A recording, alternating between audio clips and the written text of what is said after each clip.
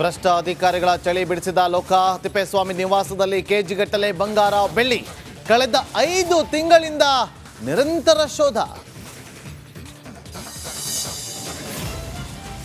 ರೈತರ ಭೂಮಿ ಮೇಲೆ ವಕ್ಫ್ ಕಣ್ಣಿಗೆ ವಿರೋಧ. ಹಾವೇರಿಯಲ್ಲಿ ಬೃಹತ್ ಪ್ರತಿಭಟನೆ. ಮಾಜಿ ಸಚಿವ ಬಿಸಿ ಪಾಟೀಲ್ ಸೇರಿ ಹಲವರು ವಶಕ್ಕೆ. ಆಸ್ಪತ್ರೆಯಲ್ಲಿರುವ ದರ್ಶನ್ಗೆ ಬಿಗ್ ಶಾಕ್. 2ನೇ ಚಾರ್ಜ್ ಶೀಟ್ ಸಲ್ಲಿಸಲಿದೆ ಪೊಲೀಸ್ ಟೀಮ್. ಕೆಲವೇ ಕ್ಷಣಗಳಲ್ಲಿ 5 ಆರೋಪಿಗಳ ಬೇಲ್ ಭವಿಷ್ಯ. ಸೈನ್ಯಕ್ಕೆ ಸೇರಲು ಅಭ್ಯರ್ಥಿಗಳ ನೂಕುನುಗ್ಗಲು. ಉತ್ತರಾಖಂಡ್ನ ಪಿಥೋರ್ಗಢ್ನಲ್ಲಿ ಕಾಲ್ತುಳಿತ. ಉದ್ಯೋಗ ಆಕಾಂಕ್ಷಿಗಳಿಗೆ ಗಂಭೀರ ಗಾಯ.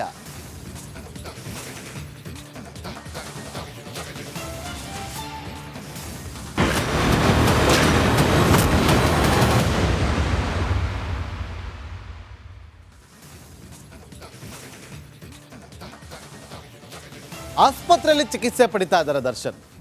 ರೇಣುಕಾಸ್ವಾಮಿ ಕೊಲೆ ಪ್ರಕರಣದ 2ನೇ ಆರೋಪಿ.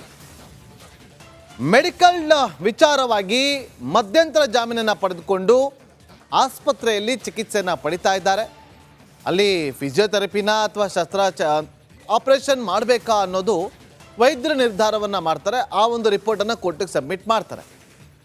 ಅದಾದ ಬಳಿಕ ವಾಟ್ ನೆಕ್ಸ್ಟ್ ಅಂತ ಬಂದಾಗ ಒಂದು ವಾಪಸ್ ಜೈಲಿಗೆ ಹೋಗಬೇಕಾ ಅಥವಾ ಮತ್ತೊಮ್ಮೆ ಅವರು ಮಧ್ಯಂತರ ಜಾಮೀನನ್ನು ಎಕ್ಸ್ಟೆಂಡ್ ಮಾಡ್ಕೋಬೇಕಾ ಅನ್ನೋ ಟೆನ್ಷನಲ್ಲಿದ್ದರೆ ಇದರ ನಡುವೆ ಪೊಲೀಸರು ಮತ್ತೊಂದು ಟೆನ್ಷನನ್ನು ಕೊಡೋದಕ್ಕೆ ಸಿದ್ಧರಾಗಿದ್ದಾರೆ. ಈಗ ಆಲ್ರೆಡಿ ಸುಮಾರು 4,000 ಹತ್ರ ಪುಟಗಳ ಚಾರ್ಜ್ ಶೀಟ್ ಸಲ್ಲಿಕೆ ಮಾಡಿರುವಂಥ ಪೊಲೀಸರು ಅಂದರೆ ತನಿಖಾ ತಂಡ ಈಗ ಮತ್ತೊಂದು ಚಾರ್ಜ್ ಶೀಟನ್ನು ಸಲ್ಲಿಕೆ ಮಾಡೋದಕ್ಕೆ ಸಿದ್ಧರಾಗಿದ್ದಾರೆ. ಈ ಚಾರ್ಜ್ ಶೀಟ್ನಲ್ಲಿ ಒಂದಷ್ಟು ಅಚ್ಚರಿಯ ಅಂಶಗಳನ್ನು ಉಲ್ಲೇಖ ಮಾಡಿದ್ದಾರೆ. ರೇಣುಕಾಸ್ವಾಮಿ ಕೊಲೆ ಪ್ರಕರಣಕ್ಕೆ ಸಂಬಂಧಪಟ್ಟಂತೆ ಒಂದಷ್ಟು ಇನ್ಫಾರ್ಮೇಶನ್ ಕಲೆಕ್ಟ್ ಮಾಡಿರುವಂಥ ಪೊಲೀಸರು, ಸಾಕ್ಷಿಗಳನ್ನು ಕಲೆಕ್ಟ್ ಮಾಡಿರುವಂಥ ಪೊಲೀಸರು, ಇದೆಲ್ಲವನ್ನು ಕೂಡ ಚಾರ್ಜ್ ಶೀಟ್ನಲ್ಲಿ ಉಲ್ಲೇಖ ಮಾಡಿದ್ದಾರೆ. ಇದಕ್ಕೆ ಸಂಬಂಧಪಟ್ಟಂತೆ ಒಂದು ರಿಪೋರ್ಟ್ ಇದೆ, ಕ್ವಿಕ್ ಆಗಿ ನೋಡ್ಕೊಂಬನ್ನಿ.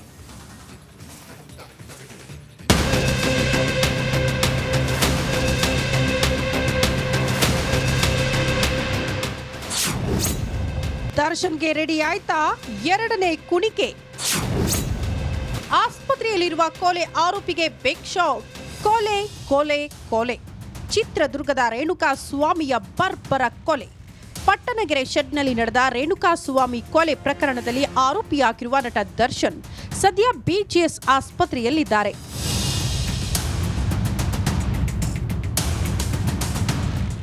ಈ ನಡುವೆ ಕೊಲೆ ಆರೋಪಿಗೆ